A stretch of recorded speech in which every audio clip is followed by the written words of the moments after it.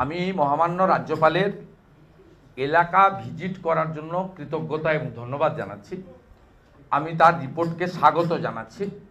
R in question of রাষ্ট্রপতি শাসন প্রসঙ্গে যে কনফিউশনটা হঠাৎ ব্রেকিং নিউজ বলে কাল চলেছিল, রিপোর্টে আমি যেটুকু পেয়েছি সেটা কিন্তু নেই। তিনি বলেছেন যে এখানে ভয়ঙ্কর একটা ঘটনা ঘটেছে এবং এই ধরনের ঘটনা যদি আবার ঘটে তাহলে রাষ্ট্রপতি শাসন লাগানো ছাড়া আর কোনো বিকল্প রাস্তা নেই। তার মানে it's a final warning to the state government.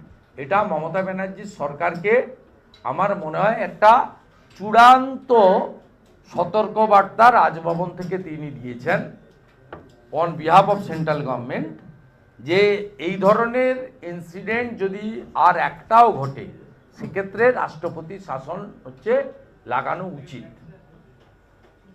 ঠিক আছে, ইনার এই অবজারভেশনটা ওয়েলকাম, কিন্তু অ্যাজ এ একজন নাগরিক হিসেবে, বিজেপির এমএলএ বা বিজেপির মনোনীত বিরোধী দলনেতা হিসেবে নয়, একজন নাগরিক হিসেবে, সচেতন নাগরিক হিসেবে, একজন সনাতনী পরিবারের সদস্য হিসেবে, একজন ভারতীয় হিসেবে আমি